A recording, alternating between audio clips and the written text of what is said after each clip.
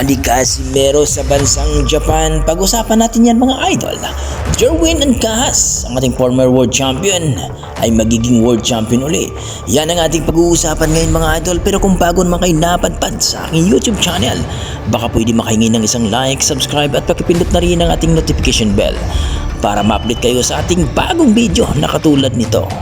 Well mga idol, ang ating pambato na si Cuadro-Las Angas ng Pilipinas, General Casimero, ay usap-usapan na nga mga idol na kung saan ay mapalaban uli sa bansang Japan, na kung saan mga idol, common event nga ito dito kay Naoya Inoue at ni Luis Pantera Neri ngayong Mayo daw mga idol.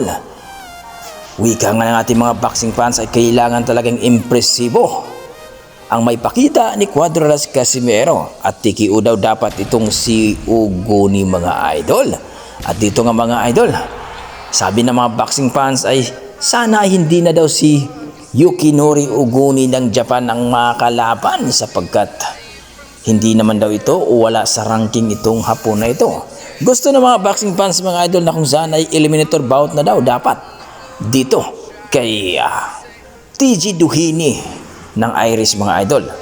At dito nga sinasabi ng ating mga boxing fans ay kailangan magpalakas at magpakondisyon itong si Cuadro-Las Casimero at kumuha ng mga malulupit na coach at strength conditioning coach para daw makita ng mga boxing fans at mga Hapon ang malulupit na kamao ni Casimero dahil dismayado daw ito noong nakarang laban at hindi daw na TKO itong si Yukinori Ugoni at nangyari ay tabla pa ang kanilang laban. Well mga idol, abangan natin kung sino talaga makakalaban ni Cuadro-Las Casimero. Sabi nga ng mga boxing fans ay baka daw itong si Carl James Martin mga idol sapagkat dito sa IBF ay nagkasunod lamang sila.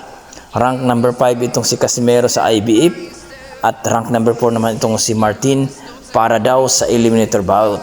Kayo mga idol, ano masasabi nyo dito? Maaari kaya na itong si Martin ang makakalaban ni Casimero for eliminator bout o si Yukinori Ugoni mga idol? Sa kabilang banda mga idol, Jerwin Ancahas ay ngayong February 24 mga idol ay magaganap na nga ang kanilang laban. Kumbaga mga idol ay napuspon po ito at ngayong February po ang kanilang laban dito kay Takuma Inoue, ang younger brother ni Naoya Inoue. Ayon sa ating mga boxing fans mga idol ay dapat talagang kondisyon itong si Jerwin Ancahas para ay manalo dito kay Takuma Inoue. Tandaan po natin mga idol mandatory po itong si Jerwin Ancahas. Susubukan niyang agawin ang titulo ng WBA ni Takuma Inoue. At kung papalarin mga idol ay magkakaroon ulit tayo ng world champion dito sa bantamweight division. Dahil ngayon mga idol wala na po tayong kampiyon dito sa larangan ng boxing. Umaasa ang mga boxing fans mga idol ay maayos at kondisyon itong si Jerwin Ancahas para po ay manalo talaga against dito kay Takuma Inoue. Kayo mga idol, ano masasabi niyo dito? Kakayanin kaya ni Jerwin Ancahas itong si Takuma Inoue?